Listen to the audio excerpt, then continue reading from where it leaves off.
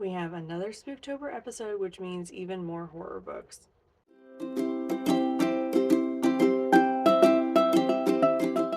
Hi, hello, and welcome back to my channel. My name is Alex, and today is another installment of the Spooktober series. I think this is episode 3 of the 2024 series, and that means we're almost done. So, this is the last one that I'll be putting in October. Next week is going to be the Maybe series for November, and then the first week of November-ish is going to be the October 2024 wrap up, which is going to be all the horror I read in October. Before we get into it, make sure you hit all the buttons down below so you know when I'm posting. I post every week, and all we do on this channel is talk about books. So if you like listening to people talk about books, here I am every week doing just that for you. So today's episode is my top 5 favorite horror. So this is really subjective, but this is gonna be my horror that, number one, it hasn't been beat yet. Like, it's some of my favorite books, horror books ever. And then also, this is gonna be books that I don't hesitate to recommend to people when they tell me they want horror. And I might recommend them for different reasons, but I would still recommend them to pretty much anybody that wanted to read horror or, Alex, do you have any good horror books? Yes, these ones. So, yeah, pretty simple today, cut and dry. It's my top 5. So, I didn't want to get any deeper than that because I felt like it would have just been too many books. Um, so yeah, I'm just gonna put a picture of it here and I'll talk about it for a minute and I'll tell you why it's one of my favorites, and that's it. I feel like this is a really great way to close out the Spooktober series. I'm excited to share some of my favorite books with you because a couple of these have not popped up in the Spooktober episodes yet, so that makes it even more exciting. Let's not waste any more time. Let's get into it. These are in no particular order, but the first one on the list is Hex by Thomas Olde Heuvelt. If you've been on my channel a minute, you know how much I love this book, okay? I don't think I've read anything quite as good as Hex. And there's always this part in my mind that's like, you've read this so long ago, you should probably reread it because maybe it's not as good as you remember. I don't know. I mean, yeah, I probably should reread it, but I do think it's as good as I remember. So this centers around a town that's got its own local witch. And on the one hand, you're like, okay, yeah, that's pretty normal. Except that she's dead. Like, and she's been dead since like the 1400s or something like that. And she's got her eyes and her mouth sewn shut, and she's got chains like wrapped around her body, and she kind of wanders around the town. And she's been there for ages, and she's actually put a curse on this town, which I won't get into. The reason her eyes and mouth are sewn shut is because over the years, people have realized that if she looks at you too long or if she talks to you for too long, bad things start to happen around the town. And one of these days, these little teen kids find her in the woods, and they think, hey, you know what? Let's take the stitches out of her mouth. I want to see what happens. I dare you to do it. And that's kind of where our whole story takes off. If you like paranormal stuff, this has a paranormal edge to it that I wasn't expecting. And I mean, the reason I wasn't expecting it is because, like, we're seeing her. Like, she's very real, she's very there all the time. So I wasn't expecting to get that paranormal edge to it, but it really did. Thomas Olde Heuvelt really blew me away with this book. It was so suspenseful, it was so scary, so creepy. I remember at the time when I was reading this, we lived in this house that had a basement, and in the basement was the laundry room, and the laundry room of the basement was so dark. I don't think it had any exterior windows, now that I think about it. And I remember I was reading this book and I had to go downstairs to like switch the laundry, and I remember I opened the door to that laundry room and I had a full-fledged like panic opening that door, and like I literally fumbled for the light because I was so freaked out about that dark room. So yeah. This one really messed with me, and like the ending, oh my gosh. The ending was wild. The craziest thing about this book is that Thomas Olde Heuvelt, I think he's a Dutch writer, but he wrote this book in his native language, and then he had it translated to English to sell internationally. And in his author's notes for this book, he said specifically that he changed the ending to the English edition. And he said the reason he did that was because he wanted to see how audiences reacted to the two separate endings. So there's a whole different ending to this book in the original version that he wrote. And I'm sitting here like, maybe I should learn Dutch or whatever language it's written in so that I can see what the other ending is. I could probably just get on Reddit now, like we're in the newer ages. I could probably just figure it out that way. But yeah, he said he purposely wrote two separate endings for the two separate editions so that he could see sort of like a social experiment for his book. On the one hand, bravo, that's pretty cool. On the other hand, I don't like that at all. Because now I really want to know what the other one is. This one is really easy for me to recommend, and it remains one of my favorite horror books to this day. The next book on my list is Head Full of Ghosts by Paul Tremblay. This was the first Paul Tremblay book I ever read, and I absolutely loved it. This book was crazy, okay? And I have talked about this book on my channel before. Nothing has beat this book yet, okay? Let's start with the premise. So we're really getting two separate stories. And one of the stories is about this young girl that has a teenage sister. I feel like the young girl is like 7, 8, something like that. And her teenage sister's like 13, 14. And at some point, the dad or the parents of this teenage girl are like, she's possessed. We need to perform an exorcism on our 13-year-old daughter, right? And so they hire somebody to come perform an exorcism on her.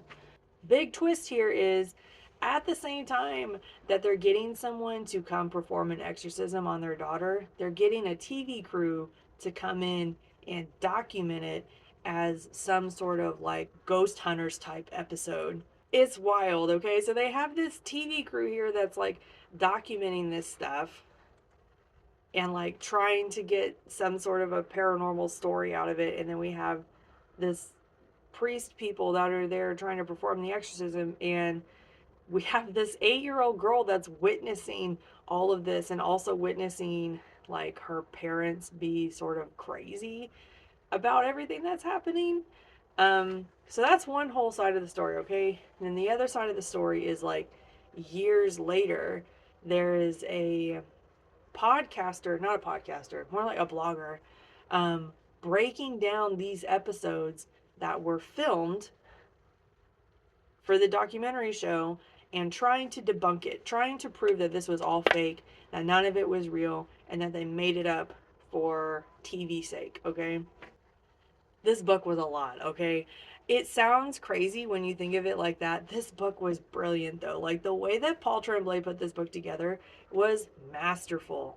The paranormal vibes of this book were immaculate. And then you have all this background work that's happening. And you're also seeing this story told, like the story of the exorcism is being told through the eyes of like an 8-year-old girl. Very unreliable. You don't really know what's happening. She doesn't really even understand what's happening to her family at this time. And so what she's saying is, it's like you have to feel like she's not lying because she can't even really understand the depth of what's happening. You know, so why would she lie about it if she doesn't really understand what's going on? And then on the other side of it, you have this blogger that's like decades later trying to pick this apart and tell you, no, none of it's real. This is so fake. This is so made up. It's a lot. And then the ending of this book haunts me. It haunts me daily. When I tell you I read this book probably 10 years ago, and the ending of this book still haunts me. It's terrific, okay? If you like paranormal stuff, or if you like anything that's like ghost huntery, anything like that, you would probably really like this. Like I said, this was the first Paul Tremblay book I've ever read. He has never beat this book. I think I have read two or three other three other Paul Tremblay books. They are nothing compared to this one. So if you have read Paul Tremblay and you're like, Paul Tremblay is an okay horror writer, but you haven't read this book, this is his best one. I'm telling you right now, this is his best horror book that he's ever written. I don't think that he's written anything that will beat this. And I've been looking, okay? And I've been patient and I've been trying. Pretty much everything else I've read by Paul Tremblay has been disappointing, honestly. It has not worked for me the way that this book has. It has not scared me the way this book has. It just, I don't know. This is by far is his best book, and I will happily recommend this one to anybody and everybody.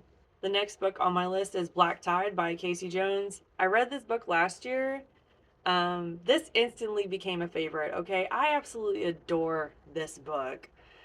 I was not expecting it to hit as hard as it did, honestly. I didn't know what I was expecting out of this book, but it wasn't all that, all right? So we have two strangers. One of them is a young woman that is house sitting a dog. House on the beach. She's house sitting, watching this pet. The guy that's living next to her, a little bit older, and they meet. They over the fence one night. She goes over there. They hang out. They end up staying the night together. And then when they wake up in the morning, the world has like shut down. They get in their car and they go down to the beach, like further down, and they decide like something's going on, like let's go out and investigate, let's go see like if we can get phone signal, whatever. So they get stuck in this pile up of cars on the beach, and that's when things really start to happen, and they start to realize like something really really big happened last night, and we can't even comprehend the enormity of it right now. And as they're sitting there on the beach trying to figure out what's happening, people literally just start dying. Can't tell you anymore. I know, right? I'm sorry. I can't tell you anymore because it will really ruin like everything. I can't tell you much more than that. A lot of people in, or no, not even people, in the description for this book, it said that this is a mix of like A Quiet Place and Cujo. Yes. Okay. Not as much Cujo as you would expect, because it just come out and say Cujo like that, like you're expecting something way different, but definitely the same vibes. And then I would also say War of the World vibes as well. Getting a lot of multiverse vibes from this book too, if you like that kind of thing. Lots of really cool stuff. And let me tell you, this book is not big, okay? She's thin. Little book, okay? You could probably read it in one sitting. The pace is fantastic. The character work that Casey Jones did on these two people is fantastic. And you cannot change my mind, okay? This book, being as small as it is, with the depth that it has, is astounding. And these two characters could not be more different from each other. And Casey Jones put in the time in a small space too. Put in the time in a small space to make them so incredibly different and so fleshed out with these amazing backstories. And I don't know, they worked on the page so well together too. The chemistry on the page was outstanding. And these two unlikely strangers sort of find themselves in this survivalist situation where they're stuck in their car on the beach while all this stuff is happening. Casey Jones just didn't shut off at all in this book. There is no lull, there is no downtime. Everything is go go go from the jump, okay? There was no time wasted. The pace was good. The gore was surprisingly good. Um, and again, just the depth that he was able to get here, both within the story and within these characters, to me was just mind blowing. All right. I think this was his debut novel too. Like, I don't think he's written anything else, which is just a shame if you ask me. I really hope he's going to come out with something else soon, because I will literally read anything that he puts out at this point. If this is his debut novel, I will read anything he puts out, because this was amazing. The vibes were really all there. The ending of the book was a bit ambiguous, which I don't know. I either really like that or I don't. It worked for me here. If he wanted to make a sequel, he totally could, but he wouldn't have to. Like, wouldn't be a requirement for this book. It could just be an ambiguous ending. It's so easy for me to recommend this book because I absolutely loved it. If you don't read anything else from this list, read this one, because literally it's so short. You could read it pretty quickly. And this is probably my newest favorite. The next book on my list is Just Like Home by Sarah Gailey. Okay, if you've been on my channel a minute, one, you know that I fangirl Sarah Gailey pretty hard, okay? And two, I literally just talked about this book in the gore episode last week. I love this book, okay? It was done so well. We're centering around a young woman. She gets a phone call from her mom that she's been like estranged from. And she's like, "Look, I'm dying. I want you to come home." And she's like, "Okay, well, I guess I'll come home." And she's kind of seeing this as a way to like heal old wounds and say goodbye because she hasn't really been home since her dad got arrested for a bunch of serial murders when she was a kid. And so, like, doesn't have a good relationship with her dad because he ended up being a serial killer. Doesn't have a good relationship with her mom for varying reasons. And so she's like, this will be good closure for me. Go home, say goodbye to mom, close down the house, close this whole chapter of my life and move on, right? So she gets there and immediately, like, she realizes her mom has rented out this shed on the back of their property to some artist guy that's like super obsessed with her dad. She's like, that's kind of weird. And he ends up playing a significant role in the story. But as she's in there dealing with her mom and trying to like get everything organized and stuff, she starts finding notes from her dad around the house about the killings that occurred in the past. And number one, she's like, who's putting these out for me? Like, who's placing these for me to find? And two, are they true? So, on the one hand, you're probably thinking, like, this sounds like a serial killer thriller. Yes, it does. On the other hand, look at this cover, okay? Um, this is also a very, like, haunted house type book, okay? I can't quite explain it past that because I don't want to ruin it for you, but this is a horror book, okay? Because I went into it thinking it was going to be like a thriller, right? We most definitely get the father serial killer story, okay? That is fleshed out in here. We are getting it, which I really appreciated.